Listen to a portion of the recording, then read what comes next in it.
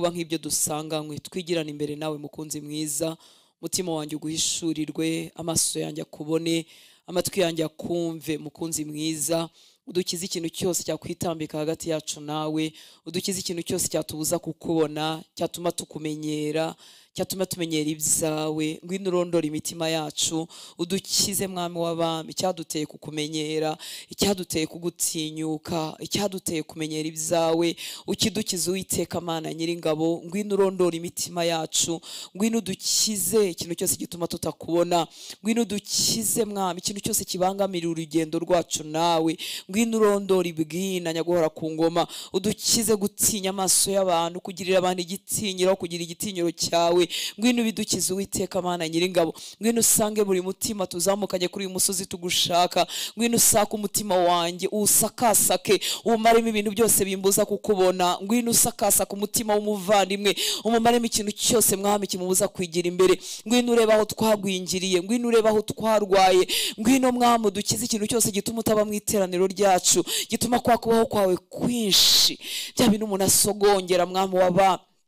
Ya presence ikiza, ya presence izura, ya presence ikiza ingoyi z'ibyaha, ya presence ikiza akamenyero mwami w'abami. Turagushaka, niyo dushaka. Ngwino dukize ibyo byose bituma tutahagera mwami w'abami. Ngwino bidukize, ngwino bidukize Uwiteka Mana Nyiringabo. Gera ibwina mu ndiba y'imitima yacu mwami, aho ibintu byapfiriye. Ngwino umanuke mu mizi mukunzi mwiza, igituma umutima wanjye utagusobanukirwa, igituma amaso yanjye atakubona, igituma amatwi yanjye atakumva, agakomeza kumva ibindi bitagira umumaro, agakomeza gukumbura ibindi Uwiteka Mana Nyiringabo. Igituma amaso yanjye atakugirira inyota, agakomeza kuyagirira inyota iby'isi, igituma umutima wanjye utagushaka kuruta ibindi byose bishakwa. Ngwino ukidukize Uwiteka Mana Nyiringabo, kuko wakubonye nta gukura w'amaso, wakubonye mwami ntiyakongera gukumbura ibindi, wakubonye mwami ntiyakongera kurarikira ibindi. Ngwino utumaremo ibyo ngibyo bituma tutagushakana umutima wacu wose, kuko wowe warasezeranye.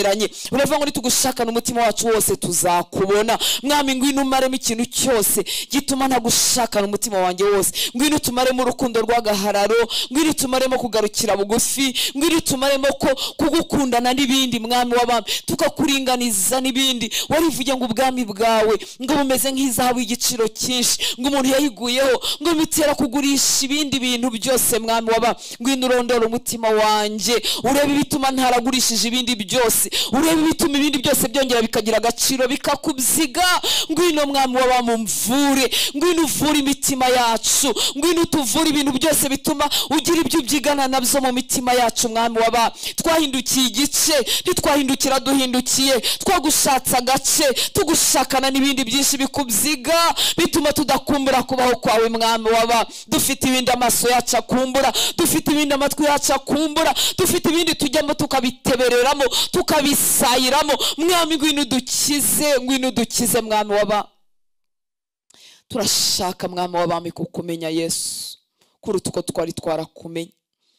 Twabonye abagabo bagupfira, abahoranye intege nkeya nkatwe, tubona bagera mu rupfu noneho batakwihakana mwami. Turashaka ubwo buzima mukunzi mwiza, turashaka ubwo buzima, turashaka ibyo ba Stefano bari bafite byatumye babatera amabuye ntibagukureho amaso mwami w'abami. Turanamurwa na gato, tukamarwa imbaraga na gato, tukagushakana n'ibindi nyaguhora ku ngoma. Ngwino twigishe ko umutima wacu wakwiharirwa nawe, ngwino unyigishe kugukunda kuruta uko nagukundaga, ngwino unyigishe kukwiyegurira kuruta uko nari narakwiyeguriye. Aho ukenewe niho ujya, imitima igufitiye inyota urayihaza. Icyubahiro cyawe kigutera kutibunza, usanga umutima ugufitiye inyota, umutima ugufitiye inyota urawuhaza. Umutima ugushaka, nyigisha kugushaka kuruta uko nshaka amafaranga, nyigisha kugukunda kuruta uko nkunda ibyo kurya, ibyo kwambara, kubyara, gushaka, gutembera heza. Nyigisha kugushakana umutima wanjye wose. Reka twigirane imbere mwami, turenga aho naringereye. Ndakwinginze ngo twigirane imbere, twigirane imbere Uwiteka Mana Nyiringabo. Nyigisha kugendana nawe, guhindira umushyitsi, mfite igitinyiro cy'izina ryawe. Dukize kukumenyera, dukize mwami w'abami. Suka kubaho kwawe kutuvure, ngwino ube mu iteraniro ryacu, ngwino usanga umuhungu wawe n'umukobwa wawe harimo gusenga ari, ngwino dusanga aho duteraniye ahangaha mwami muri iyi nzu. Suka kubaho kwawe kudukize, suka umwuka wawe wera hagati muri twe. Mwuka wera ngwino twigishe gusenga kuko tutazi gusenga. Ngwino unyigishe gukunda data, ngwino unyigishe kumwiyegurira, ngwino umeshurire Kristo mwuka wera w'Imana. Mishurirwa urukundo rutagira akagero rwatumye ajya ku musaraba. Mishurirwa imbabazi zitarondoreka yambabariye zidakama. Mishurirwa ubwo buntu bari nuvere buri gitondo. Kora ku maso yanjye mbone, kora ku matwi yanjye numve, kora ku mutima wanjye umareho ibinure byose bimbuza kumenya iby'ubwami bwawe, maze twigirane imbere abantu bataba, aho ibintu bitaba, aho ibikubyiga bitaba. Twigirane imbere mu bwiru bw'umutima wawe. Nkiza kukumenyera, nkiza gukerensa imbabazi wangiriye, nkiza gukerensa ubuntu wangiriye, nkiza ne gupfusha ubusa ubuntu mpawe. Amagara mazima unyongeye, iminsi yo kubaho unyongeye. Twigirane imbere mwami w'abantu. Mwuka wera ngwino usuka ubuzima bwa Kristo muri twe, ngwino ukore ku maso yacu, ngwino ukore ku matwi yacu, ngwino wuzuze kubaho kwawe hagati muri twe. Ni wowe dushaka, ni wowe umenagura ingoyi z'icyaha, ni wowe umenagura urukundo rw'iby'isi, ni wowe ubasha kumenagura urukundo rwo gushimwa, ni wowe ubasha kumenagura ibyaha bitwizingiraho vuba. Ntabwo tubasha gukiza abo dukunda, natwe ubwacu ntitwabasha kwikiza, ariko kubaho kwawe kurakiza. Kubaho kwawe kuvura umunyabyaha rw'imbi, kubaho kwawe gukiza kunebwa, kubaho kwawe kumenagura ingoyi z'umwanzi, kubaho kwawe kumenagura gukiranirwa kw'imyaka myinshi, kubaho kwawe kubohora imbohe. Kubaho kwawe niko dushaka mwami w'abami. Turashaka kubaho kwawe. Nta magambo dufite yadukiza, nta ndirimbo, nta bitambo, nta maturo, ntacyo dufite cyadukiza mwami mwiza, ariko kubaho kwawe kuravura. Kubaho kwawe kuvura indaya, kubaho kwawe kuvura abajura, kubaho kuvura abanyabikomere, kubaho kwawe kuvura abanyamibabaro, kubaho kwawe kuvura abatebereye mu nzu z'abapfumu, kubaho kwawe kuvura abiringiye bitari byo. Kubaho kwawe kurakiza, kubaho kwawe kurabohora. Kubaho kwawe niko dushaka mwami w'abami. Ntabwo twiringiye ko twaretse ibyo kurya, ntabwo twiringiye aya masaha tumara imbere yawe, twiringiye icyo wakoze ku musaraba. Kiruzuye, kirahagije, gikiza uwaganaga mu irimbukiro, gikiza uwari uri muri deception yibeshya, gikiza uwo Satani atwaje igitugu, gikiza ibitashobokera abana b'abantu. Icyo wakoze ku musaraba kiruzuye, kirahagije, kirabaye. Mwami reka byongere byuzurire muri twebwe. Reka umurimo wakoze ku musaraba uzurire muri twe. Twigirane imbere mwami, twigirane imbere, twigirane imbere, twigirane imbere, twigirane imbere data. Kure y'urusaku rw'isi, kure y'ibyifuzwa by'isi, kure y'iby'imitima yacu irarikira, kure y'iby'imibiri yacu inyoterwa. Twigirane imbere mwami, twigirane imbere mu bwiru bw'umutima wawe, twigirane imbere. Menya ibyo ushaka binyuzure. Umutima wawe uhinduka uwanjye, ibiri mu mutima wawe binyuzuze. Ume kureba nk'uko ureba, ume kumva nk'uko wumva, ume kureba iyi si nk'uko uyireba, ume kureba bene wacu nk'uko bareba, ume kureba iyi generasiyo nk'uko. Untize umutima wawe mwami, untize umutima wawe, untize umutima wawe. Suka umutima wawe mu wanjye. Nyamutinga ibinyuzuye bitagira umumaro, mvidura ibitaturana no kubaho kwawe. Bimvidure mwami w'abantu. Dukizaho ubwami bwawe bwatubereye amagambo, dukizaho twakeresheje kubaho kwawe, dukizaho twamenyereye ibyawe, dukizaho ijambo ryawe ryaduhindukiye impapuro zisanzwe mwami w'abami. mwami w'abami, twigize imbere turakwinginze, turambiwe amateraniro utarimo mwami w'abami, turambiwe ubuzima budafite imbaraga zawe, turambiwe ubuzima budafite icyubahiro cyawe, turambiwe ubuzima budafite igitinyiro cyawe. Dukize Uwiteka Mana Nyiringabo, twigirane imbere. Erega uravuze ngo ubwami bwawe si ubw'amagambo n'ubw'imbaraga. Turarambiwe guterana n'ibyanduye, turarambiwe mwami kuguma ku rwego rumwe, turarambiwe Uwiteka Mana Nyiringabo. Dukize kubw'imbabazi zawe, dukize kwizengurukaho, dukize gusibira, dukize gusibagurika, dukize guhera ahantu hamwe, dukize kwizingirwaho n'ibyaha bimwe, dukize kwizingirwaho na kamere imwe, dukize duhabwe gusa nawe mwami w'aba. Nta muntu wahuye nawe by'ukuri ngo akomeze kugira inyota y'iby'isi, nta muntu wahuye nawe by'ukuri ngo akomeze gukubitwa hasi n'ibyaha, nta muntu wahuye nawe ngo reke kukugirira inyota nyinshi. Dukize Uwiteka Mana Nyiringabo, dukize kurarikira bitagira umumaro, dukize mwami w'aba, tugirira imbabazi mwami w'aba, dukize gusayagurika, twigize imbere mwami w'aba. Nyuzuza ibyawe, nyuzuza ibyawe, nyuzuza ibyawe, nyuzuza ibyawe, nyuzuza ibyawe, nyuzuza ibyawe mwami w'aba, nyuzuza ibyawe mwami w'aba. Twigize imbere turakwinginze, kora ku maso yacu tukubone, kora ku matwi yacu tukumve. Ntabwo uri amagambo, ntabwo uri imitsi, ntabwo uri imigani, ntabwo uri ibihimbano, uri Imana muri twe. Mwuka Wera ngwino uganze, ngwino uganze, ngwino uganze, ngwino utuyobore, ngwino utwuzure. Wowe twahawe, wowe twahawe. Ijambo ryo ryambwiye ngo ntibishoboka ko ab'isi bakubona, ariko twebwe tuzakubona, kuko iyo natwe tuzabaho. Dore turahumye, dore turapfuye, dore turarengewe, dore turatebeye. Dukize mwami w'abami, dukize mwami w'abami. Twuzuza igitinyiro cy'izina ryawe, twuzuza igitinyiro cy'izina ryawe. Dukize kukumenyera, dukize mwami w'abami. Tugarukeho, twuzuza umwuka wawe, utukuzure mwuka wera w'Imana. Gufuhira data, ngufuhira umwuka wera twahawe washyizwe muri twe. Dukize kubikerenza, dukize kubimenyera, dukize kuba akazuyazi.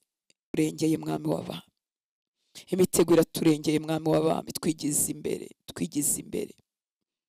Akugushaka kurusha uko nshaka ifeza n'izahabu, akugushaka kurusha uko nshaka abantu, akugushaka kuruta uko nshaka ibi. Twuzuza umwuka wawe wera, tuye kongera kunyoterwa no kuzura umwuka wera. Twaracuritse ibintu, tunyotewe no kugira menshi amafaranga, tunyotewe n'ibyiza bibora by'isi bishira. Tugarure mu inyota y'ibidashira, tugirire imbabazi. Hagurutse abahungu banyotewe no kuzura umwuka wawe wera, hagurutse abakobwa banyotewe no kuzura umwuka wawe wera, hagurutse abagore batiganyira iby'abana n'abagabo babo banyotewe no kuzura umwuka wawe wera, hagurutse abagabo batiganyira ibyo gutungisha imiryango banyotewe no kuzuza umwuka wawe wera. Tugarukeho abitorero ry'iki gihe mwami, tugarukeho abitorero ry'iki gihe, kandi warasezeranye ngo mu gihe cyanyu muzasuka umwuka wawe ku bantu bose, ku bantu bose. Waravuze ngo umuntu nagira inyota zahuri anywe mwami. Twuzuza iyo nyota idutera kuza ahuri, bitari iby'agahararo, bitari iby'iminsi mikeya, bitari igihe twabuze izindi gahunda mwami w'abami, bitari igihe ngo twarangije ibyo twagombaga ngo gukora byose. Mwami wanjye, Mana yanjye, twuzuza inyota y'ibyawe, tugirira imbabazi. Utwuzuza inyota mwami w'abami, tugirira ubuntu. Utwuzuza inyota y'ibyawe, twuzuza inyota y'ibyawe. Nyuzuza kugukunda kuruta uko nagukundaga, nyuzuza kugushaka kuruta uko nagushakaga. Mutima wanjye ukumbura ibyawe, mutima wanjye unyoterwe n'ibyawe, mutima wanjye uryoherwe n'ibyawe. Twigisha uko umuntu ashaka ubwami bwawe no gukiranuka, akaba ari byo bibanza. Twigishe kugendana nawe dutinya, duhinda umushyitsi, twuzuwe n'icyubahiro cyawe, twuzuwe n'igitinyiro cyawe. Uri uwo kubahwa kuva aho izuba rirasira kugera aho rirengera. Izina ryawe rikwiye icyubahiro, izina ryawe rikwiriye gusingizwa, izina ryawe rikwiriye gupfukamirwa, izina ryawe rikwiriye kuramwa. Suka kubaho kwawe kumara w'ibyacu bitagira umumaro. Suka kubaho kwawe kumareho imirimo y'umwanzi. Suka kubaho kwawe kuremerera ibyo umwanzi yibwira. Suka kubaho kwawe kubuza umwanzi kwigaragambya n'imirimo ye. Suka kubaho kwawe Mwami, reka presence yawe iburizemo ibyo umwanzi yibwira n'imirimo y'umwijima. Reka kubaho kwawe kuganze mu itorero ry'u Rwanda. Kubaho kwawe kuganze ahabera bateranira. Kubaho kwawe kuganze mu byumba, kuganze mu mazu yacu, kuganze aho umuhungu wawe arimo guhamagarira, kuganze aho umukobwa wawe arimo guhamagarira. Kubaho kwawe kuremerera imirimo y'umwijima. Kubaho kwawe ko guterana n'iby'umwijima. Kubaho kwawe kumareho ibicaniro by'umwijima. Kubaho kwawe kumareho imirimo y'umwijima. Kubaho kwawe kurandura ibyo umwanzi yibwira n'abamukorera. Kubaho kwawe Mwami kuburizamo ibyo umwanzi yibwira. Kubaho kwawe kuzimanganya ibicaniro by'umwijima, kuzimanganya imirimo ye. Kubaho kwawe kuremerere gukora k'umwanzi. Kubaho kwawe kunaniza imirimo y'umwijima. Reka icyubahiro cyawe kiganze, icyubahiro cyawe kiganze mu nzu zacu, icyubahiro cyawe kiganze mu itorero ryawe, icyubahiro cyawe kiganze aho bakwambariza hose, icyubahiro cyawe kiganze ku misozi y'u Rwanda, icyubahiro cyawe kiganze mu itorero, icyubahiro cyawe gitwikira kino gihugu, icyubahiro cyawe gitwikira mu butaka, icyubahiro cyawe kinaniza imirimo y'umwijima, icyubahiro cyawe kimareho ibicaniro by'umwanzi, kimareho amazu y'ubupfumu, kimareho ibikorwa by'umwanzi. Icyubahiro cyawe kiganze mu mihanda y'u Rwanda, icyubahiro cyawe kiganze mu mazu y'u Rwanda, icyubahiro cyawe gitwikira kino kirere, icyubahiro cyawe kiganze aho bakwambaza hose bari, aho abahungu bawe baguhamagarira, aho abakobwa bawe baguhamagarira. Kimareho imirimo y'umwijima, kimareho kwibesha kose, kimareho icyubahiro cyawe kiburizemo imirimo y'umwijima, kiburizemo gukora k'umwanzi. Icyubahiro cyawe kicagagura ingoyi zose umwanzi yabohesheje abahungu bawe, yabohesheje abakobwa bawe. Icyubahiro cyawe kimareho ibicaniro biri mu miryango by'umwijima. Icyubahiro cyawe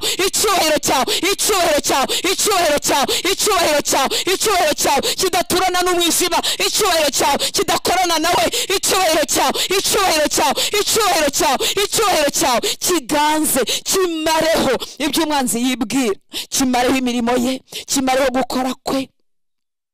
Icyubahiro cyawe cyegura abahungu, cyegura abakobwa bari barambaraye, cyegura abagore n'abagabo bari barambaraye. Icyubahiro cyawe Mwami w'abantu kigarura bari bahagaze mu mayira abiri bibaza ngo barabireka cyangwa barabikomeza, bararya izo nyungu z'umwanzi cyangwa barihana baguhindukire. Icyubahiro cyawe kibagaruza imbabazi, kibagaruza ineza yawe. Icyubahiro cyawe kibamara ubwoba, icyubahiro cyawe kibuzuza ubushizi bw'amanga. Icyubahiro cyawe kigarura aba bakobwa bashyiraga ku munzani bakareba inyungu z'ibyaha. Icyubahiro cyawe kibashoboze, icyubahiro cyawe kibagarura abagore bayoboye mu bupfumu mu nzaratsi. Icyubahiro cyawe kigarura aba bagabo batembeye mu bitari byo. Icyubahiro cyawe kigarura abakozi bawe bari barohamishijwe n'imiriro y'iyi si. Icyubahiro cyawe Mwami w'abantu, icyubahiro cyawe Mwami w'abantu, icyubahiro cyawe Mwami w'abantu, icyubahiro cyawe cyuzure mu nsengero, icyubahiro cyawe gitwikira kino gihugu, icyubahiro cyawe kigaragara aho baguhamagara, icyubahiro cyawe cyuzura abakobwa bawe bakwambaza, icyubahiro cyawe cyuzura abahungu bakwambaza. Icyubahiro cyawe Mwami w'abantu gisubize kubaho kwawe mu buryo, muri twe, mu byacu, mu bakwambaza mu kuri, mu bagushaka Mwami w'abantu. Abari banamutse bongere basubizwa mu imbaraga, bari bacogoye bongere babyutse. Imirimo y'umwanzi ihinduka ubusa, mitego y'umwanzi ihinduka ubusa. Turasengera abagore n'abagabo bagukoreraga barambitswe n'imitego y'umwanzi ngo batandukanywe nayo mu izina rya Yesu. Abo umwanzi yafatiye mu bukene, abo umwanzi yarehesheje amafaranga, abo umwanzi yarehesheje ibyaha n'ibyago n'amakuba akabarambika, izo ngo yizimenagurike, iyo mitego y'umubi ihinduka ubusa mu izina rya Yesu. Abo umwanzi yubitseho kimeze nk'urusyo bakaba bameze nk'abikoreye amatoni, bashaka gusenga ntibikunde, bashaka kwezwa bakabura imbaraga. Ibyo bazi bagomba gukora barabizi ariko babuze imbaraga. Reka icyubahiro cyawe, reka kubaho kwe kongere kubegure, izo ngo yizimenagurike, ibyo bibaremereye bimenagurike mu izina rya Yesu. kubw'imbabazi zawe. Wegura aba bahungu, wegura aba bakobwa, maze dukomeze urugendo, dusiganwe mu migambi yawe, dusiganwe dusohoza icyo waturemeye, dusiganwe dusohoza icyo waduhereye agakiza, dusiganwe dusohoza imigambi yawe. Ibyo kurya byacu bihinduke gukora ibyo wowe wadutumye ushaka, no kurangiza umurimo wawe. Kora ku maso yacu tubone mwami. Turasenze ngo abahungu bawe n'abakobwa bawe bagire amaso areba, tugire amatwi yumva, tugire imitima ihishurirwa, kugira ngo dusimbuke iyo mitego y'uburyo bwose. Uduhe ubuntu bwo gusimbukishwa iyo mitego, uduhe amaso areba, uduhe amatwi yumva, mu izina ryawe Yesu. Imbabazi zawe mwami, imbabazi zawe mwami, zongere ziduheshe kureba, kugira ngo ducike ibihendo byose by'umwanzi, ziduheshe amatwi yumva. Ijambo ryawe ryatweretse ko Satani abasha no kwihindura nka marayika w'umucyo. Mwami wanjye, dukure mu bitotsi by'urupfu, dukure mu bitotsi by'ubupfapfa, udutize kandi umutima wawe, umutima wuzuye imbabazi. Wowe wifuza ko abantu bose bamenya ukuri, ngo ntagire umuntu n'umwe urimbuka. Twigisha ko umuntu akunda umurozi abizi ko ari umurozi. Twigisha ko umuntu ababarira abamwanga n'abifuza kwagwa kandi abizi ko bamwanga. Duhe uwo mutima wawe mwami, duhe uwo mutima wawe ubasha kubabarira abatubabaza, ubasha kubabarira abaduhemukira kandi batari banabireka. Duhe uwo mutima wawe mwami, duhe uwo mutima wawe ndakwinginze, duhe uwo mutima wawe. Uha abakozi bawe, uha abana bawe kubw'imbabazi zawe, kubw'imbabazi zawe. Twigishe ko umuntu abana na bene data b'ibinyoma. Twigishe mwami, duhe umutima wawe, duhe umutima wawe. Tugirire imbabazi Uwiteka Mana Nyiringabo, tugirire imbabazi mwami w'abami, tugirire imbabazi Uwiteka Mana Nyiringabo, tugirire imbabazi. Duhe umutima wawe mwami w'abami, duhe umutima wawe, duhe imirebere yawe, duhe imirebere yawe mwami w'abami, duhe imirebere yawe. Duhe gutsinda ibihendo by'umwanzi, ibihendo by'umwanzi. Uko umuntu akomeza kugukiranukira muri gatoya, uko imitima yacu yiherana nawe mu bihe byose. Mukunzi mwiza, twigisha ko umuntu atakuvaho kandi yarwaje, kandi yapfushije, kandi yabuze amafaranga. Twigisha ko umuntu atakuvaho yabonye yabaye menshi, cyubahiro kimuzengurutse. Dusohore mu kazu yazi, dusohore mu mayira abiri. Tugirire imbabazi mwami w'abami, tugirire imbabazi mwami w'abami, tugirire imbabazi. Dusohore mu kazu yaze abitorero, dusohore mu kazu yaze mwami w'abami, dusohore mu ntege nkeya, dusohore mu ntege nkeya. Tugirire imbabazi, twuzuza umwuka wawe, dukize kwishuka no kwibeshya. Tugirire imbabazi mwami w'abami, tugirire imbabazi mutanga bugingo, tugirire imbabazi, tugirire imbabazi. Duha amaso areba, duha imitima yumva, yumva ijwi ryawe, yumva ijwi ryawe. Ijambo ryawe ntitubane amagambo asanzwe. Twigishe kwiherana nawe turi twenyine, mu bicuku bya nijoro, mu bitondo tuzindutse, turi mu mirimo myinshi, turi mu ngendo nyinshi. Twigishe uko imitima yacu yiherana nawe. Igisha buri mugore mwami w'abami ari mwarera abana twite se, ari mu mirimo se, uko umutima we wasabana nawe. Igisha buri mugabo mwami ari mu nshingano nk'iz'umugabo. Igisha abasore n'inkumi Uwiteka Mana Nyiringabo, uko imitima yakomeza kwiharirwa nawe. Tugirire ubwo buntu Uwiteka Mana Nyiringabo.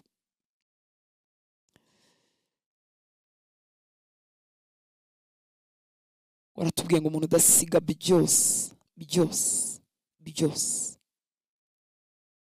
ngo agukurikire ntashobora kuba umwigishwa wawe. Ndakwinginze utwigishe gusiga byose. Dore icyubahiro kitubereye imitego, dore uko abantu batubona bitubereye umutego, dore uko tugaragara mashimwe y'abantu. Twigishe gupfa, kuba nk'intumbi imbere y'amashimwe, imbere y'umugayo, imbere y'ibyiza, imbere y'ibibi. Duhe kurenga gukiranuka kw'abafarisayo, gutunganya iby'inyuma. Tugirire imbabazi, tugirire imbabazi. Dukize umutego wo gushimwa. Waratubwiye mu ijambo ryawe ngo ntabwo bishoboka ko twakwizera ngo igihe tumaranira gushimwa n'abantu, ngo kunezezanya hagati yacu. Ayi mwami wanjye, aho hantu umuntu harengate, ngo tugirire ubwo buntu n'imbabazi. Dusukire umwuka wawe, adushoboze ibyo ushaka. Mwuka wera tuguhaye ikaze, ngwino ngenge, ngwino nyobore, ngwino nkize kwiyobora, ngwino ufate control y'ubuzima bwanjye bwose, ngwino uyobore volonté yanjye, ngwino mpeko udashaka ibyanjye, mpore nshaka ibya Kristo, mpore nihariwe nawe. Mishurira umutima wa Kristo, nyigisha kuyoborwa nawe Mwuka Wera muri byose, muri byose, igihe cyose, ahantu hose, mu buryo bwose. Nyigisha kukumvira, nyigisha kutaguheteza agahinda Mwuka Wera, nyigisha kutaguteza agahinda nanze kukumva. Ibyo nshaka byambanye byinshi kurusha ibyo ushaka. Nyigisha kukurekurira byose, kukurekurira byose, kukurekurira byose, kukurekurira byose. Ndashaka kugukorera, ndashaka kuyoborwa nawe Mwuka Wera. Iminsi yose isigaje yo kubaho kwanjye nyambaye n'umubiri wa mwisi, ndifuza kuyoborwa nawe Mwuka Wera. Ijwi ryawe reka ndyumve, reka rye gupfukiranwa n'ibyo ndarikira, reka ijwi ryawe ndyumve, reka nkuyoboke ntitaye ku kiguzi, ntitaye ku cyo abantu bamvuga cyangwa ku byo nanjye ubwanjye nshaka. Mu mutima kuyoboka rwose, mu buzima bukuyoboka rwose, nubwo byaba binyuranye n'ibyo nshaka, nubwo byaba binyuranye n'ibimenyerewe n'ibyo namenyereye, nkuyoboke rwose. Urakoze Mwuka Wera, wowe utwigisha gusenga kuko tutazi ko dukwiriye gusenga. Urakoze Mwuka Wera, wowe uduhishurira Data, wowe uduhishurira Kristo. Urakoze Mwuka Wera, wowe udusigira kuba abahamya. Urakoze Mwuka Wera, wowe utadusiga twenyine, wowe uri kumwe natwe kuzagera ku mpera y'isi. Urakoze kuri kumwe natwe, wowe ufata abanyantege nkeya ukabahindura abanyambaraga, ufata abari bananiwe ukababyutsa, ukabongeramo imbaraga ngo bakomeze urugendo. Urakoze, urakoze. Subize gusenga abana bawe bafite mu mitima, uduha imbaraga n'ubuntu byo gusenga. Utashoboye kwiyiriza yari yabigambiriye, umuhono n'imbaraga kugira ngo ku munsi w'ejo azabishobore. Wagambiriye kwiyiriza amanywa n'ijoro, umuha ubuntu n'imbaraga abishobore. Wumvaga ibyo kwiyiriza bitamureba, umuha inyota. Wumvaga ibyo gusenga yarabirambitse kuko yumva yasenze ntabona ibyo yashakaga, umweguza imbabazi zawe n'ubuntu bwawe. Wongera umuhe kugushaka, uhora bigambirira kabona imbaraga zo kubishobora, umushobozi. Utwikiriwe n'igitwikirizo cy'umwanzi cyazanywe no kumukamura no kumuca intege, akajya agira ngo nuko yananiwe, akajya agira ngo nuko yarwaye, akajya agira ngo ni izindi mpamvu. Mana ishimwe ko duhaye amahirwe yo gusenga, ishimwe ku buntu bitugiriye. Mwuka Wera ashimwe, wo twigisha gusenga ko tutazi ko dukwiriye gusenga. Ijambo numva twavugaho, navuze ngo ni igitinyiro cy'Uwiteka. Imana yacu ni nziza, iradukunda, idufite imigambi myiza, ariko Imana isuka kubaho kwayo aho ikenewe. Mutima uyishaka, niyo mpamvu ivuga ngo muzashaka mumbone nimushakana umutima wanyu wose. Akatubwira ko nidusengana umwete tuzayibona. Ni ukuvuga ngo ishaka gushakwa n'umutima wose. Ntabwo ishaka ko tuyishaka urumamo, ntabwo ishaka ko tuyishaka buke buke, ishaka ko tuyishaka n'umutima wacu wose wose wose. Ijyaho ikenewe, ntabwo imeze, ntabwo yabuze uko igera muri make ngo ijye ahantu hose batayishaka. Ni umunyembabazi, ishaka ko abantu bose bakizwa, ihamagara batayizi, ariko kubaho kwayo kuzura, guhinduka, gufatika, kubayeho kwayo igusukaho ikenewe. Rero idutere njyewe nawe, iduha imitima iyikenera kurushaho. Imana ibidushoboze. Hari ijambo riri muri Zaburi ya 19 murongo 10, twayisengeyemo ino Zaburi mu gitondo muri Nibature. Ngaruke kuri no murongo. Zaburi ya 19 umurongo wa 10 aravuga ngo kubaha Uhoraho bituma umuntu abonera. bihoraho iteka ryose. Iyo ni Bibiliya ijambo ry'Imana. Ibyemezo uhoraho yafashe biciye mu kuri, byose biratunganye. Kubahwa uhoraho bituma umuntu abonera, bihoraho iteka ryose. Mu Gifaransa kimwe haravuga ngo la crainte de l'Éternel est pure, elle subsiste à toujours.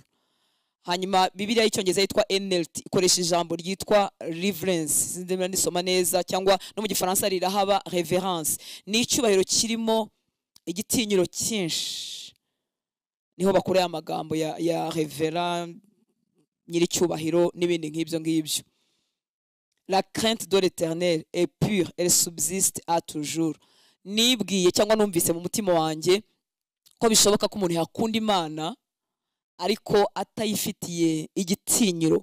Murabona mu isezerano rya kera Imana ntawayibonaga, ariko igihe kimwe Yesu yasubije Filipo aravuga ngo Filipo we umbonye ababonye data. Ndetse ijambo ry'Imana tugira ngo Yesu niwe kurabagirana k'ubwiza bw'Imana, niwe shusho y'Imana itaboneka. Imana itaboneka yagaragariye muri Kristo, agenda mu isi yambaye umubiri, agirira abantu neza, agaragaza nyine Imana. Hanyuma ubwo buntu twaboneye muri Kristo Yesu n'inyigisho zitandukanye zitubwira urukundo rwa Yesu n'ubuntu bwa Yesu kandi z'ukuri, ariko abo ubwo umuntu ajya kumpera imwe akibagirwa icyubahiro n'igitinyiro by'Imana.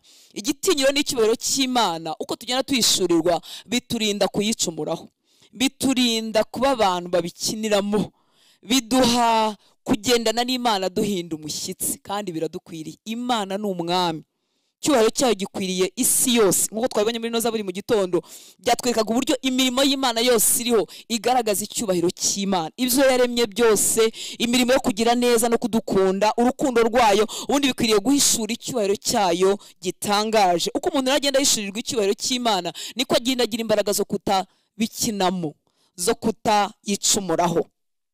Imana itugirire imbabazi. Hari umugaragu w'Imana umwe numvise yavugaga ubuhamya bw'undi mukozi w'Imana yari yarebye amureba, yari umukozi w'Imana ukomeye, ntago ari abino nabo hanze, ariko aza gukora icyaha, habaho skandale, habaho icyaha gikomeye, ngo ajya kumureba amuganiriza amubaza ngo niki cyakubayeho. Umukozi w'Imana nawe amubwiza ukuri, yari afite umutima wihannye kandi ugarukiye Imana, ariko ibyo ntago bigarura ministeri wari ufite. Ibipfa biba byapfuye, ibyangirika biba byangiritse, ariko Imana y'imbabazi itubabarira byiteka. Ngo aramubwira ngo Imana narayikundaga, ngo ariko sinayitinyaga, sinari mfite igitinyiro cy'Imana, kandi nasanze ko ibyo bintu ari ukuri. Imana niko kidoye kuyikunda, ariko idoye kugendana nayo dufite iyi reverence, dufite iyi reverence, dufite iki gitinyiro cy'Uwiteka. Kuko hari ukuyitinya, hari igitinyiro no kugendana nayo, ntihabura kwidusukira kubaho kwayo kugira icyo gukora. Imana ishimwe cyane. Reka turebe inkuru zimwe ahantu isanduku y'Uwiteka yahabaga igasa nkaho nta kihakoze, n'ahandi ihaba kuko yubashywe, kuko icyo gitinyiro gihari ikakora imirimo itangaje. Ni inkuru ziboneka henshi, ariko reka nkoreshe zimwe muri zo ebyiri. Mu gitabo cya mbere cya Samweli, igice cya 7 umurongo wa mbere tugeze kuri 6 muri Bibiliya ijambo ry'Imana, tuvuga no magambo, Imana y'imbabazi impe kuyigirira igitinyiro, nawe Imana ibiguhe birushaho kugwira. Iki gitinyiro tuvuga ntago ari ubwoba buri negatifu, oya, n'ubwoba ntago ari n'ubwoba, ni igitinyiro kirimo icyubahiro cy'Imana, kirimo kurushaho kubaha Imana. Ubundi uko tugenda tumumenya, niko iki gitinyiro cyagombye kugwirira mu mitima yacu, ukagendana n'Imana uhinda umushyitsi. Ntago ari ukuyitinya ngo iranyica, ahubwo ni ukuyubaha no kutayimenyera, no kurushaho gushima ubuntu yangiriye, birimo kuyubaha kwinshi. Imana ibidushoboze. Mu gitabo cya mbere cya Samweli igice cya 7 umurongo wa mbere ngeze ku murongo wa 6, ngo nuko ab'Ikiriyati Yeyarimu, ndimo ndakoresha ijambo ry'Imana, baza gutwara isanduku y'Uhoraho bayijyana kwa Abinadabu wari utuye mu mpinga y'umusozi. Batoranya umuhungu we Eliyazari ngo abe umurinzi wayo. Hano usomye igice kibanza cya 6, iyi sanduku mu Bafilisitiya bari barayinyaze, iragenda imarayo amezi 7, kuko Abisiraheli bari barateye Imana umugongo, ibyaha byabo byinshi bituma batsindwa. Ubundi iyi sanduku yaserukaga ku rugamba, bagombaga gutsinda, ariko bigera igihe Imana iceceka, iremera ubwayo, kandi itaravuye muri iyo sanduku iremera iyo sanduku barayinyaga. Kitwereka ko itarita yaravuyemo nuko yageze mu Bafilisitiya ikahakora ibintu bikomeye. Abafilisitiya bakagira ibyago, bakagira amakuba, ndetse abapfumu babo nuza kwasoma harasekeje ngo abapfumu babo babagiriye inama baravuga ati rero Imana ya Isirayeli ntimuyimenyere, ngo nimwibuke ngo uburyo yagenje abanyegiputa, hanyuma Imana nimuyubahe, muyisubizeyo, muyishakire inka ziheke, inka z'imbyeyi bazitandukanye n'abana bazo, bayihekeshe iyo sanduku, yewe munayiture n'amaturo. Ngo tekereza, izo zari inama z'abapfumu. Tekereza abapfumu batubashye Imana ariko bazi igitigiro cyayo. Izo zari inama z'abapfumu. Muyigenze gutya, muyikoreze iyo nka, muyishyiraho n'amaturo y'izahabu, kuko Imana ya Isirayeli iteye ubwoba. Ngo nimurangiza ngo izo nka ngo muzireke zigende, muri zigenda zerekeye mu gihugu cy'Abisirayeli, ngo bamenye ko ari Imana yaraduteje ibi byago. Izo zari inama z'abapfumu, kandi koko barazikoze bigenda gutyo. Ni igice kibanziriza ngaha tugiye gusoma. Aha rero isanduku yari yahageze, irahagera, abayakiriye ni koko bagira icyo gitinyiro cy'Uwiteka, bafata za nka bazihindura ibitambo, rya gare ryari rihetse barihindura inkwi, batura Uwiteka igitambo. Hanyuma batumaho bano bantu b'Ikiriyati Yeyarimu kugira ngo baze noneho batware isanduku y'Uwiteka. Umva ariko inkuru ziri ahangaha uburyo zibabaje. Ngo nuko ab'Ikiriyati Yeyarimu baza gutwara isanduku y'Uhoraho, bayijyana kwa Abinadabu wari utuye mu mpinga y'umusozi. Batoranya umuhungu we Eliyazari ngo abe umurinzi wayo. Kugeza aho ngaho byari amahoro. Ngo isanduku ihamara imyaka 20 yose. Muri icyo gihe Abisirayeli bose bifuzaga kugarukira Uhoraho, ariko ntibamugarukiye. Kubera iki? Uwiteka ntibari bamwanze burundu, ariko n'ibigirwamana ntibari babyanze. Muri make barabifatanaga byombi, bituma isanduku imara aho imyaka 20 nta cyubahiro cy'Imana kihagaragara. Kandi hari Imana y'imbabazi iduha ubuntu n'imbaraga zo kuyubaha birushijeho buri munsi. Muri make uko ngenda mishirirwa Kristo, ndushaho kugwiza kubaha Imana, urushaho kugwiza kubaha Imana. Uko amagambo y'Imana yo muri Bibiliya aba menshi muri wowe, uko ugira ibihe byo gusenga no kubana n'Imana, kubaha Imana mu gitinyiro gitangaje birushaho kugwira. Ibyo nibyo bitubwira ko umuntu agenda ayimenya. Ariko niba waragiye uhabwa ubumenyi ukura muri Bibiliya bukagutera kurushaho kuyikerenza, ntago wayimenye, ntago twaba twarayimenye. Ngo isanduku yamara imyaka 20 yose. Muri icyo gihe Abisirayeli bose bifuzaga kugarukira Uhoraho. Ngo nuko Samweli arababwira ati niba mushaka kugarukira Uhoraho mubikuye ku mutima. Muri make babishakaga ariko batabikuye ku mutima, nta nicyo babikozeho, bakomeza kuvuga ngo barabishaka. Niba mushaka kugarukira Uhoraho mubikuye ku mutima, nimureke gusenga za Ashtaroti n'izindi mana z'abanyamahanga. Nimukomere kuhoraho wenyine, nibwo azabakiza Abafilisiti cyangwa se Abafilisitiya. Muri make bashakaga Uwiteka, ariko nizi za Ashtaroti kuko nazo zari zifite ibyo zibakorera bakabibona, nazo bakazishaka. Imana itugirira imbabazi mu minsi yacu yo gusenga, mu minsi dusigaje hano ku isi. Imana iduye gushaka Uwiteka wenyine. Nukuri hari ibindi bintu bitanga inyungu zinabanguka pe zikabanguka, ukazibona umusaruro wabyo ukabibona, ariko n'Imana ukabutayanze, n'amasengesho ukayakora, n'ibyo ubutumwa bwiza ukabibamo, n'isengero ukazibamo, ariko Imana iduye gushaka Uhoraho wenyine, nk'uko Samweli yababwiye. Mwumve kandi Uwiteka ntibari bamwanze, bari bamaze iyo myaka 20 bamushaka, ariko bamushakana na za Ashtaroti na za Bayali byose. Ngo niba mushaka kugarukira Uhoraho mubikuye ku mutima. Ajya hehe? Aho bamushaka babikuye ku mutima. Yiyerekana hehe? Aho bamushaka babikuye ku mutima.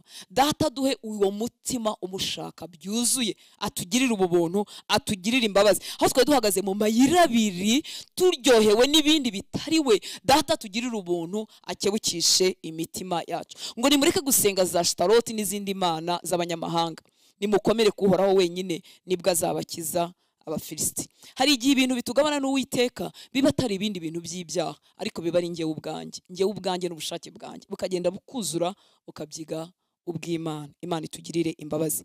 Ku murongo wa 4 ngo nuko Abisirayeli bumviye Samweli, ngo nuko Abisirayeli bareka gusenga za Bali na za Ashtaroti, bayoboka Uhoraho wenyine. Ngo Samweli ategeka Abisirayeli bose gukoranira i Misipa kugira ngo abasabire kuhoraho. Nuko bakoranira i Misipa, bavoma amazi bayasuka hasi imbere y'Uhoraho, biyiriza ubusa, baravuga bati koko twacumuye kuhoraho. Aho niho Samweli yatangiriye kuba umurengezi w'Abisirayeli cyangwa umucamanza wabo. Nukuvuga ngo imyaka 20 yari ihise, uku kwihana kukuri bataguheruka, batagukora. Hepfo ahangaha Uwiteka yabahaye ubutsinzi kubanzi babo Abafilisiti. Ahangaha ni handi yashinze ibuye akaryita Ebenezeri. Uwiteka yaradutabaye cyangwa se yaraturengeye cyangwa se yatugiriye imbabazi. Aryo bakoresheje ijambo Ebenezeri, yaratuzahuye. Barakoze. Bibiliya yera ivuga ko tuzahura, Bibiliya ijambo ry'Imana ivuga ngo yaradufashije. Uwiteka yaradufashije, yaraturengeye. ibi ngibi byabonekeye hehe? Mu guhindukirira Uwiteka byuzuye n'imitima yabo yose. Mwibuke isanduku yari ihari imaze imyaka 20 mu nzu y'uyu mugabo, bayishyiriyeho n'umuhungu we, baramutanze ngo abe umulewi, baramutoza ngo akore iyo mirimo, ariko isanduku imaze imyaka nta kintu ikora, kuko batashatse Uwiteka n'imitima yabo yose. Bamaze gushaka Uwiteka bihannye n'imitima yabo yose, imirimo y'imbaraga n'ibitangaza birakoreka. No kuvuga ngo Uwiteka we ntagabanuka, ntiyongera, ntabamwishi cyangwa mukeya, arahari, ahubwo umutima umushaka byuzuye. Bamaze kwihana by'ukuri, Imana irahindukira irabarwanira, babona ubutsinzi bukomeye. Ndetse Bibiliya ikomeza ivuga ko ahangaha ngo mu gihe cya Samweli cyose bagize amahoro menshi. Kubera iki? Bari bihannye by'ukuri. Yakomezaga kubibutsa guhindukira Uwiteka, bamara igihe bihannye by'ukuri, ariko nko tubizi nyuma yaho baje kubyibagirwa. Imana itugirira imbabazi. Imana ikurinde wowe nanjye kumenyera ibyayo. Bikunze kuba umutego ku bantu bamaze ibyitwa imyaka mu nzu y'Imana, cyangwa aho twita ngo ni mu gakiza, cyangwa se iyo wakirijwe, witwa ko wakirijwe mu nyigisho zitari zo, ziguha gufata Yesu nk'umuntu w'umujama. Ni koko ni grand frère nk'uko avuga ngo azabwira data, azatumurika twebwe bene se, azabwira bene se izina rya data rya se, ariko ntibimuvanaho icyubahiro cy'ubwami. Kandi aho yubashywe niho abakenewe, ni naho yihishurira. Isanduku imara imyaka 20 nta kintu kiba, ariko bihannye n'imitima yabo yose, bahindukiye bavuye mu zindi nyungu bakuraga ahandi, isandukwa cyangwa kubaho kw'Imana gukora ibitangaza hagati muri bo. Imana itugirire imbabazi. Reka turebe mu nzu yo kwa Obededomu.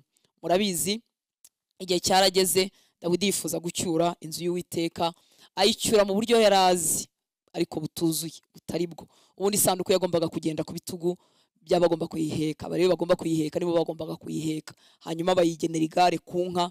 Nanone ibi byose uzi kibitera, bizanwa no kutagirira Uwiteka igitinyiro. Iyo ugirira Uwiteka igitinyiro, bituma ujya mu magambo ye, ushaka kumenya ibyo ashaka n'ibyo akunda, ukagenda ubimenya buri munsi. Ariko igitinyiro kiri cyeya, duhora turi superficiel, duhora turi superficial, ntitubitindamo, tuba ducishaho tutabifitiye umwanya. Nicyo Dawidi yazize, cyangwa se uriya mugabo wahaguye uza yazize. Bakora kuko ari amategeko yuko isanduku igomba kuremerwa, Abalewi n'abatambyi akaba aribo bayikorera.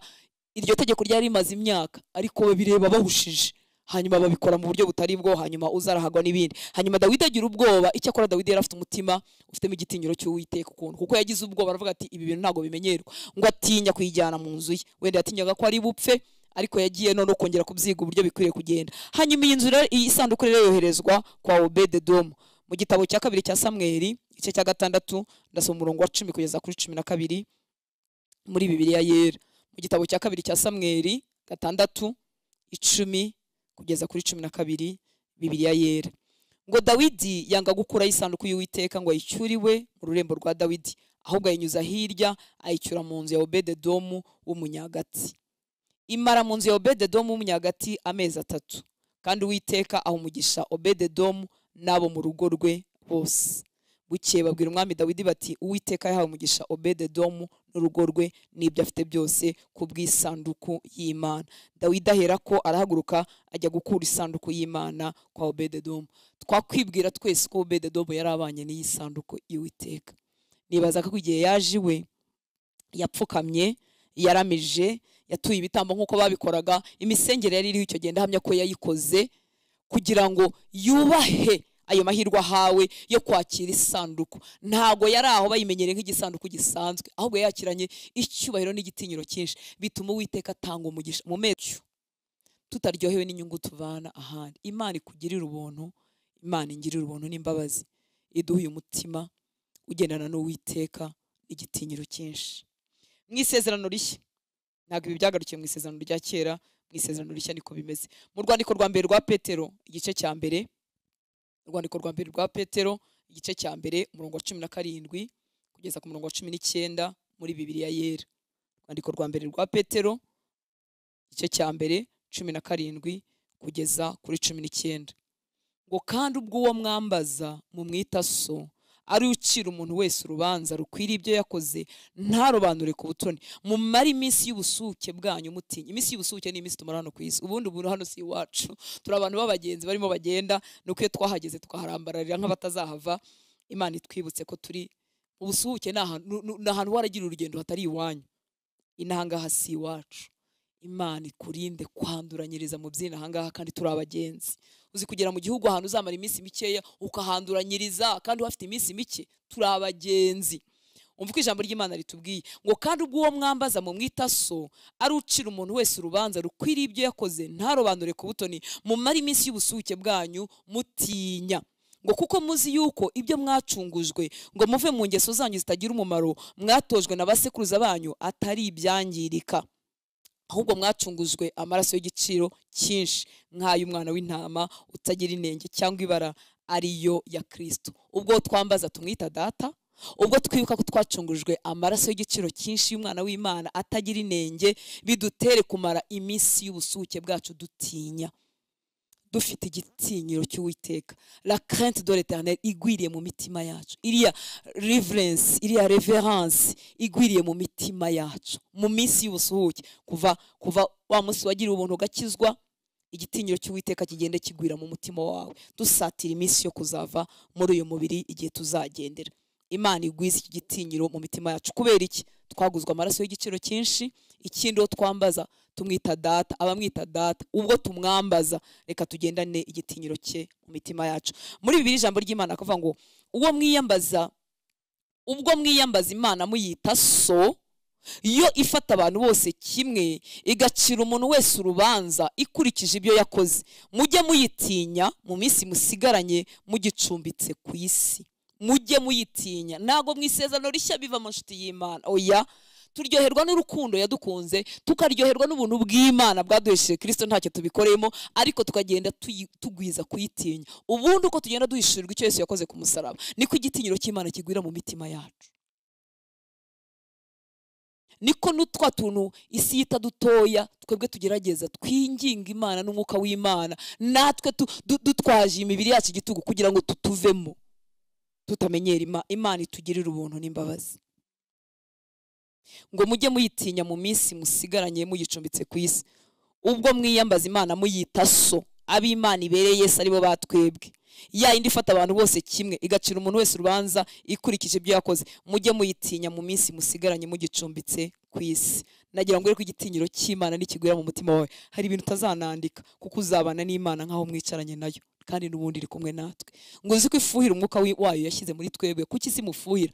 Nuko tuba tumuvanze n'ibyo atagombye kuvangwa nabyo.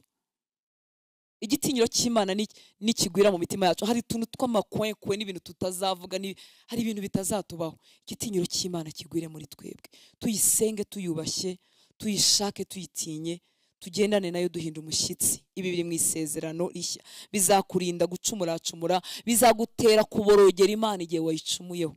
Ubundi kwihana kukuri gukomoka mu mutima wagira Imana igitinyiro, niko kwihana kukuri. Iyo umutima utagira Imana igitinyiro, umuntu yihana ku munwa akabigira ibintu biraho, akaza kukubwira ngo urumva ngo nakoze ibi n'ibi, kandi Imana imuteze n'amatwi, burya yakwihana by'ukuri ari kumwe nayo, ariko gahinduka akantu k'umukino. Igitinyiro cy'Uwiteka kitagwiriye muri twe, Mwuka Wera abitwuzuze. Ngo muzi ko atari ibintu bita agaciro nk'ifeza cyangwa izahabu byabacunguye ngo muve mu myifatire yanyu y'imburamumaro mwatojwe na ba sogokuruza, ahubwo icyabacunguye ni amaraso ya Kristo y'igiciro gikomeye nk'ay'umwana w'intama utagira inenge cyangwa ubusembwa. Ntabwo twacunguje ibintu bita agaciro nk'ifeza. Ifeza n'izahabu bita agaciro, ngo sibyo byaducunguye. Twacungujwe amaraso y'umwana w'intama, kandi yaraducunguye kugira ngo tuve mu myifatire y'imburamumaro twatojwe na ba sogokuruza, iyo twavukiyemo tukayisangamo. Reka turebe no mu Bafilipi, hanyuma dusoze urwandiko Pawulo yandikiye Abafilipi igice cya 2 umurongo wa 12. Data tugwirize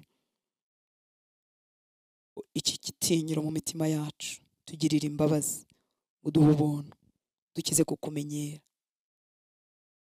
kize kubana nawe nkaho uri Imana yakuri, kuruta wowe nanjye twaguzwe amaraso. Imana itugirira ubuntu.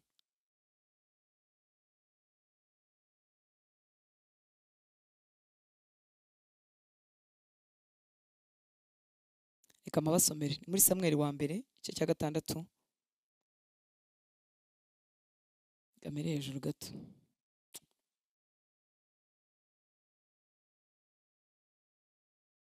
isanduku y'Uhoraho, umereye ku murongo wa mbere. Isanduku y'Uhoraho yamaze amezi 7 mu gihugu cy'Abafilisiti. Amaherezo Abafilisiti, katuvuga Abafilisitiya nibo tumenyere, amaherezo Abafilisitiya babaza abatambyi n'abapfumu babo, mwumva bo babajije kuko batuhaga Imana nzima, bati isanduku y'Uhoraho tuyigenze dute? Mutubwire uburyo tuzayisubiza mu Bisiraheli, ko yari bateje bya byago n'ibibyimba n'indwara. Ngo barasubiza bati nimusubiza y'isanduku y'Imana y'Abisiraheli muramenye ntimuyohereze yonyine, ahubwo muyoherezanye n'amaturo yo kwiyunga n'Imana yabo, bityo muzakira ibibyimba, mumenyereho ko iyo Mana ariyo yari yabibasiye. Abafilisitiya barabaza bati ariko se nayahe maturo tugomba kuyitura? Abatambye n'abapfumu barabasubiza bati kubera ko icyorezo cyabateye mwebwe n'abategetsi banyu ari kimwe, muyitura ibibyimba 5 bicuzwe mu izahabu n'imbeba 5 nazo zicuzwe mu izahabu, mukurikije umubare w'abategetsi banyu. Ngo muzacure rero amashusho y'ibibyimba byanyu n'ay'imbeba zayogoje igihugu cyanyu, muhikuzo. Izi nama n'iziki? Abapfumu. Imana itugirira ubuntu.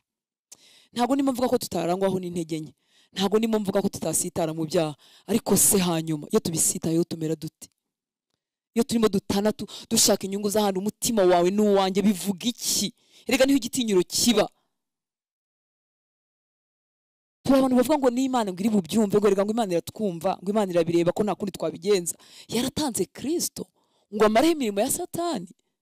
Imana itugirira ubuntu, Imana itugirira imbabazi. Ngo ngiye nuko nteye munyakire gutyo, ndi umunyamujinya, ndi umunyamushiha, mbigumane. Yesu yaraje kugira ngo uwo muntu wanjye wa kamera bambwe, nsambana nkiyongeza, ngo Imana irabyumva, ngo umubiri ngo nukukora. Ntabwo ari ukukora. Niba yaraje kumaraho imirimo ya Satani se niyiheze? Niyo yose y'umuntu wacu wa kera, no kwifuza kubi, uretse no gusambana washyize mu bikorwa, no kuba bitambuka mu mutima irari rikahuzura, ukararikira bikaguma, ukararikira abagore bagenzi bawe, ukararikira abagabo, ukararikira abasore, bikahicara iminota ukabyemera ukumva ni ibisanzwe. Kandi Yesu yaragaragajwe kumaraho imirimo ya Satani. Umutima wagombye kuboroga, uvuga uti dore wampaye agakiza, ariko imirimo ya Satani iracyanyigaragambya hejuru. Mwami ngirira imbabazi umbohore. Kuko umwana afite imbaraga zo kubohora umuntu, akabohoka rwose, akabohoka burundu. Imana itugirira imbabazi.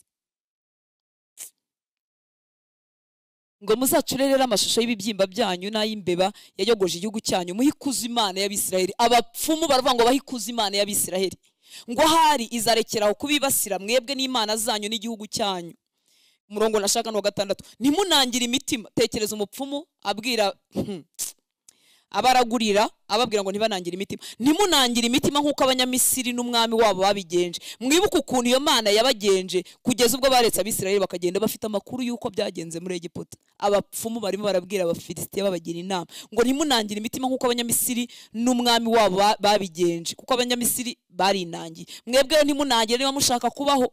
Ngo mwibuke ukuntu iyo Mana yabagenje kugeza ubwo baretse Abisiraheli bakagenda.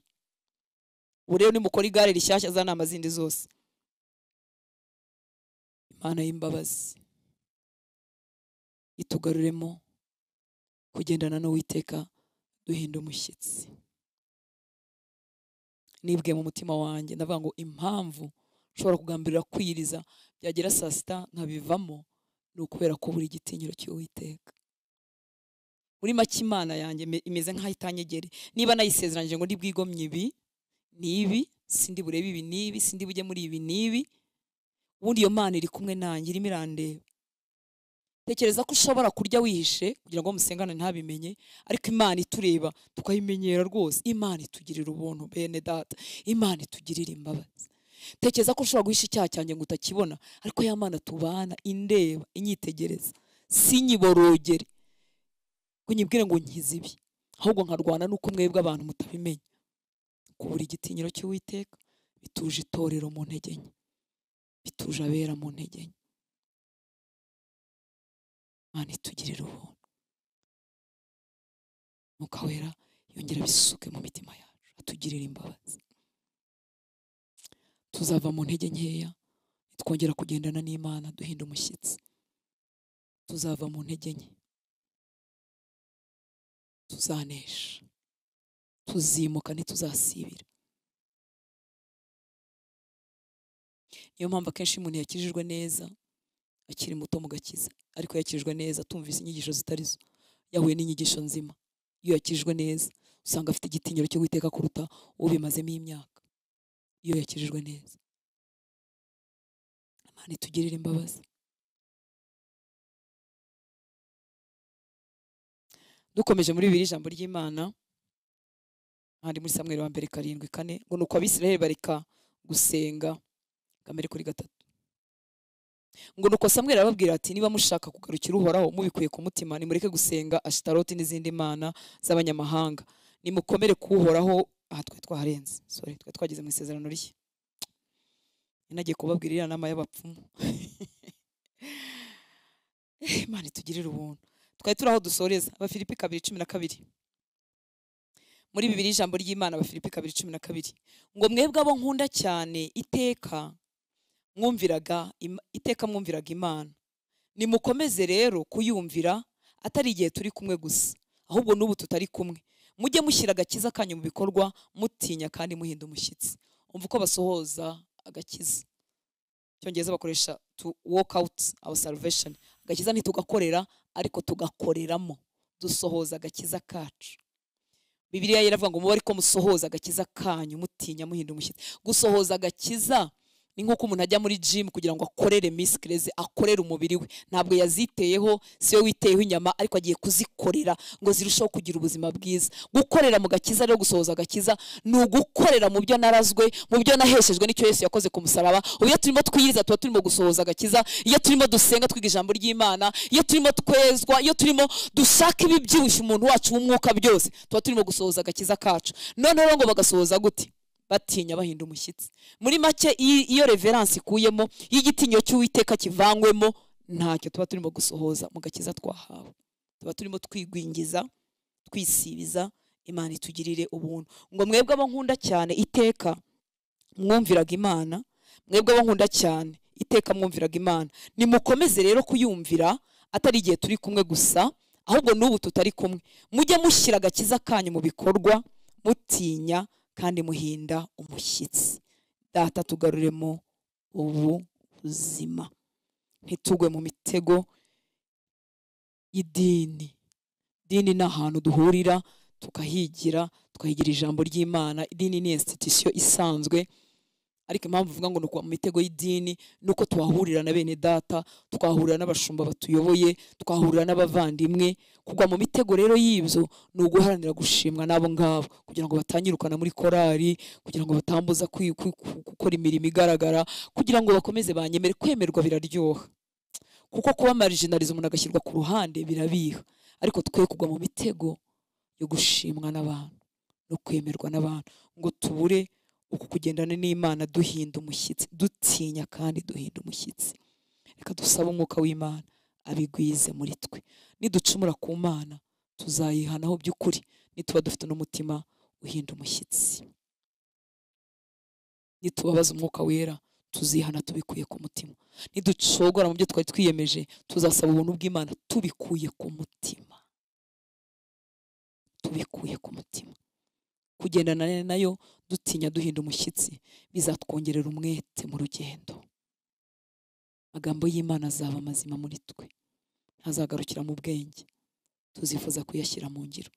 Niwikomitinga ngo usenge nk'uko turi mu minsi yo gusenga, ugendana n'Imana utinya uhinda umushyitsi, bizakubera imbaraga zo kudacogora. Avuga uti nayo nagambiriye gusenga, Mana mpa imbaraga mu buntu. Nujya gucogora ngo bivemo kubwo gutinya no guhinda umushyitsi, uzasaba Imana ubuntu n'imbaraga, kandi nawe arahari kugira ngo adushoboze. Mwuka wera turakwinginze gushorera aya magambo mu mitima yacu, usuke iyi reverence, usuke iyi fear of the Lord, usuke la crainte de l'Éternel, usuke ukugutinya no kubaha Uwiteka mu mitima yacu. Twarakumenyereye dutinya abantu kuruta uko tugutinya. Turagenda twubaha abantu badufiteho ijambo, abantu batugaya cyangwa bakadushima bikadukoraho, wowe tugushyira ku ruhande. Tugarukaneho imbabazi, tugarukaneho ubuntu. Ndagushimira abo uhaye iki gitinyiro mu mitima yabo, barimo abatoya mu rugendo, barimo abarumazemo iminsi, barimo abana bawe, barimo abagukorera, urabafite. Ufite abahungu n'abakobwa wasutsemo icyo gitinyiro, wasutsemo icyo cyubahiro. Turagushimira ubwo buntu wabagiriye. Turasenze ngo ukitwongere, unyongere kugendana nawe ntinya mpinda umushyitsi, maze binkize kumenyera presence yawe, maze binkize kumenyera ibyawe, maze binkize kuba nagwa mu mutego wo kunezeza abantu kuruta uko nezeza wowe. Obed-Edom yakwakiranye igitinyiro cyinshi n'icyubahiro, maze inzu ye igira umugisha.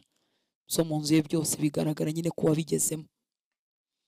Mu yindi nzu hamara imyaka 20 bagutura imibavu n'ibitambo, ariko bakanabitura za Shitaroti, bakabitura za Bahari n'ibindi bigirwamana, bituma umera nkaho udahari kandi uhari. Tugusabye ubuntu, tugusabye imbabazi. Ibindi bintu byose byuzuye imitima yacu, tugakunda inyungu zabyo, tugakunda uko twiyumva iyo tubifite, kandi tubizi neza ko ubizira, ko ubyanga, ko bitari mu nzira zawe n'imikorere yawe, ariko tugakunda icyo biduhesha, tugakunda how we feel iyo tubifite. Tugusabye imbabazi n'ubuntu ngo bidukize. Reka niharirwe nawe, mutima wanjye wiharirwe nawe, twuzuze kugendana nawe duhinda umushyitsi, dushoboze gusohoza agakiza kacu dutinya, duhinda umushyitsi, kugira ngo icyubahiro cyawe cyuzura aho turi, cyuzura aho dutuye, cyuzura aho dusengera, kibe mu masengesho yacu, kibe mu kugushaka kwacu, maze ubwiza bwawe budutwikire. Nta hantu na hamwe wagiye wubashywe ngo ureke gukora imirimo n'ibitangaza. Wowe ubwawe wabwiraga Abisiraheli ngo uzohereze igitinyiro cyawe kibagenda imbere, kandi koko cyabagiye imbere, gitsinda abanzi babo, kibacira inzira aho zitari. Turasenze natwe Mwami ngo mu minsi y'ubusuke bwacu, mu minsi dufite hano ku isi, wongere utwuzuze kubaho kwawe, kubaho kwawe, cyubahiro cyawe n'igitinyiro cyawe bibaho tuba, bibaho dusengera, bibe mu mitima yacu, bibe mu mazu yacu, bibaho dukorera, bibe mu nsengero zacu. Mwami w'abami, wongere utubabarire kuko uri Imana y'amahirwe ya kenshi. Utubabarire twakumenyereye, tukakuvangavanga, tukabikora uko dushaka, tugakushaka ibitwubahisha kurusha ibikubahisha. Utugarukeho, utugarukeho, twongere tubone imirimo yawe n'ibitangaza byawe hagati muri twebwe. Uko wageze kwa Obed-Edom bigahinduka, reka mu buzima bwacu bihinduke. Ubuzima bwacu bwuzurwemo n'umugisha wawe, bwuzurwemo no kunesha, bwuzurwemo aho wageze ibintu birahinduka. Reka bugaragaremo imirimo yawe n'ibitangaza byawe, maze imitima yacu yiharirwe nawe, natwe tuguhesha icyubahiro. Ubuzima bwacu bwuzure kubaho kwawe, bwuzure umugisha wawe, natwe tuguhesha icyubahiro. Turasenze ngo ukomeze uduhe imbaraga n'ubuntu bwo kwibatura, dushoboze kwibatura mu gitondo, bagambiriye kubyuka mu ijoro. Udushoboze Uwiteka Mana Nyiringabo, abagize ibyo bigomwa bashaka amaso hawe, ukomeze uduhe ubuntu n'imbaraga. Tuzakubone Mwami muri iyi minsi waduhamagariye kutugirira neza, tuzakubone, maso yacu azakubone, matwi yacu azumva inkuru zawe rwose zitari amagambo, mitima yacu izaguhishurirwe kurushaho. Tuvuze umugisha ku gihugu cyacu, tuvuze umugisha mu mitima, mu nzu, mu buzima bw'abana bawe bagutegereza. Hanagura amarira ku maso y'abarira, uca inzira bari bahagaze imbere y'inzugi zikinze, uca inzira aho zitari. Uzana umunezero aho bari batwikiriwe n'ikimeze nk'ikiriyo, uzana umunezero, magara mazima Mwami atahe mu mitima yababaraga, mu buzima bwari burwaye, mu mibiri yari irwaye, hatahemo amagara mazima, kuko aho uri ibintu birahinduka. Urakoze Uwiteka Mana Nyiringabo, cyubahiro cyose nikikugarukire, ni mu izina rya Yesu dusenze, amen. Yesu abaho umugisha, abagiriye neza. Murakoze gusenga, naho muri nibature kuri Zoom saa 11 za mu gitondo, no ku munsi w'ejo ku mugoroba tukazasoza kuwa gatatu muri nibature ya mu gitondo no mu mugoroba dusangira igaburo.